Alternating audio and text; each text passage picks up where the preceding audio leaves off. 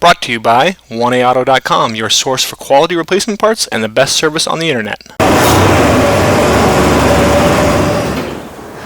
Hi, I'm Mike Green. I'm one of the owners of 1A Auto. I want to help you save time and money repairing and maintaining your vehicle. I'm going to use my 20 plus years experience restoring and repairing cars and trucks like this to show you the correct way to install parts from 1AAuto.com. The right parts installed correctly. That's going to save you time and money. Thank you, and enjoy the video. In this video, we're going to do a front brake job on this 2004 Jeep Grand Cherokee. This turns out that this car does have good brakes on it. We were actually repairing the hub, but we decided to take apart and put back together the brakes anyways and film it so we can share it with you.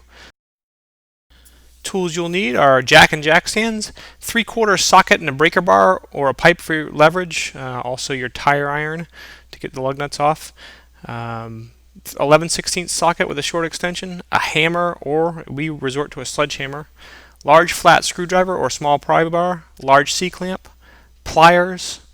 Wire brush and grease is optional if you have a stuck slide like we did. Start with a 3/4 inch socket or your tire iron. I'm using impact tools. If you don't have impact tools, you're going to want to start with the tire on the ground, loosen the lug nuts first, and then take the tire off. Okay, and we'll speed it up as I remove the lug nuts and then remove the tire and wheel.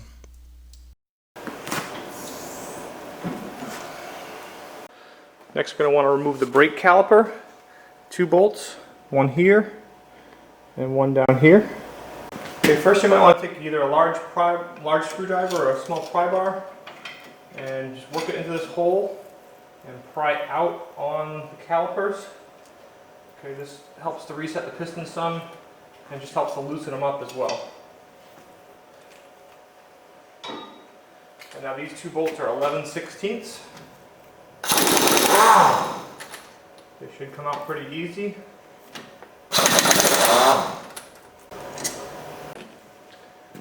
Once you remove those bolts, you can pull the caliper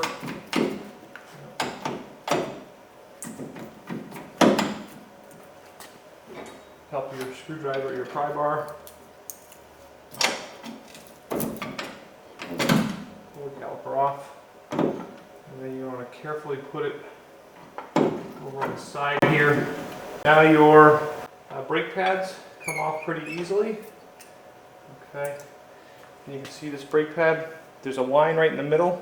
That's actually your wear indicator. And you can see that there's quite a bit of wear left on these pads. We're not going to replace them. I'm just going to take them apart, put them back together so I can show you. Okay, and then the back one, same thing. Just pry it right out.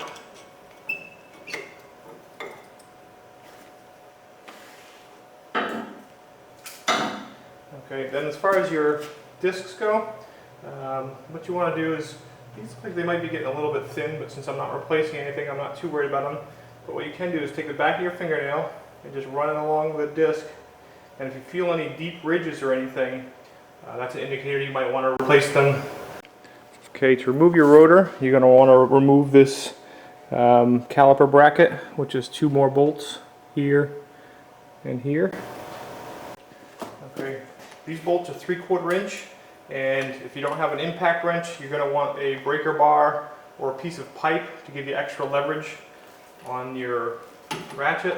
I'm going to do the first one with my impact wrench here.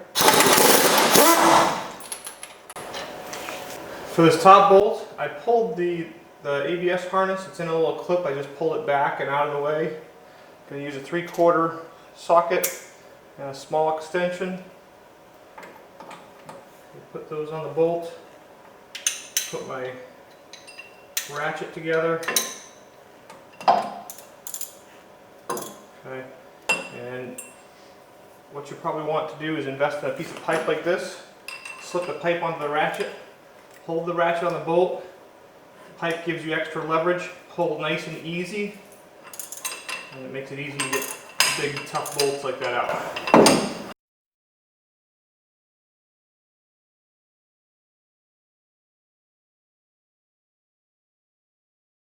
Okay, I'm going to coat this liberally with some penetrating oil. I try using a smaller hammer and a piece of wood. I'm just going to show you the larger hammer that I bring in because it's the most effective. Okay, all else fails, you can always get out the 5-pound sledge. I've put 3 lug nuts on so that if I do break the rotor loose, it doesn't go flying. And the hope is that you can just give this one really good whack and it'll come off, or it'll loosen up, and then that way you won't ruin this rotor if it's good. And that's what we did. Okay, so unscrew those lug nuts, pull the rotor off, check the back, make sure there's no permanent damage. Okay, now obviously reassembling the brakes, and if you notice we got a nice new hub on here. So if you want to see how to do that, just check out our other videos for the Grand Cherokee hub. We'll just put our rotor back on. I always like to take a lug nut and stick it on there just to hold everything in place. Okay. Now if you're putting new shoes on, you need to push your pistons back into your caliper. And with dual pistons like that, what you want to do is put your old brake shoe in there. Okay, then use a nice big C-clamp like this. Okay. Stick it in there, and then your brake shoe pushes against both pistons at the same time. Make sure you don't get your C-clamp on any of the lines or anything. And then as you tighten your C-clamp, the pistons are forced back into the caliper.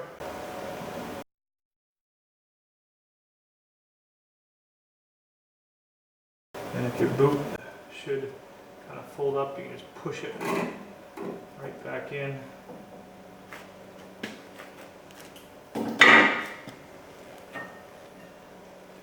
Now you can put your caliper bracket back on.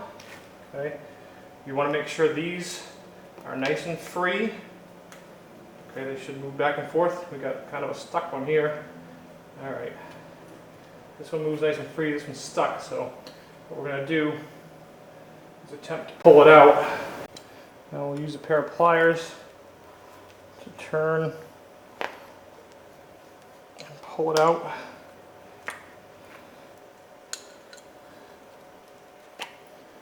Okay, and we're going to wire brush that up real good and put some grease on it so it'll move better.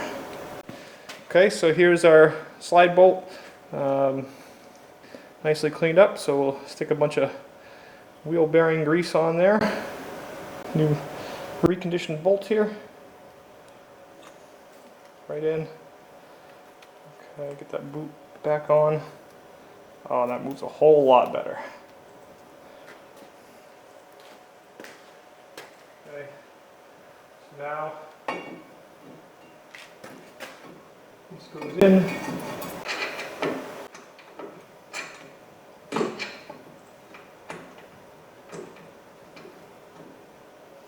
Start those two bolts in.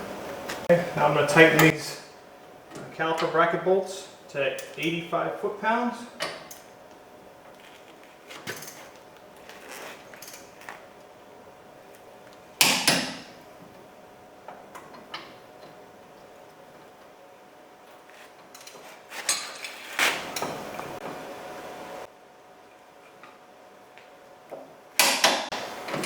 Now my pads can go back in, and for anybody wondering why I'm installing old brakes is because we really did this video, the real repair we were doing was this hub. The brakes on this vehicle are fine, so we're just reinstalling the old ones. But we can do a video and show you how to do it at the same time. So you just put the pads in.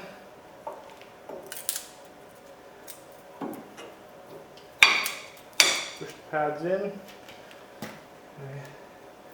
Now your caliper comes down. Actually, one thing, your ABS harness, make sure you clip it back into the bracket if you took it out to access that back bracket bolt. Okay.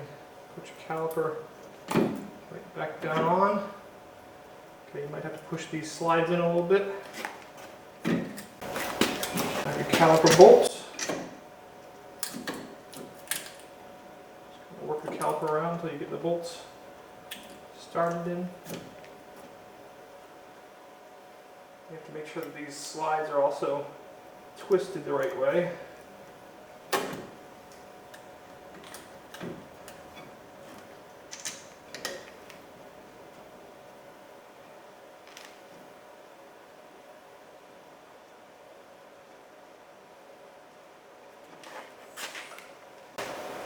These caliper bolts, you only want to tighten to about 20 foot-pounds.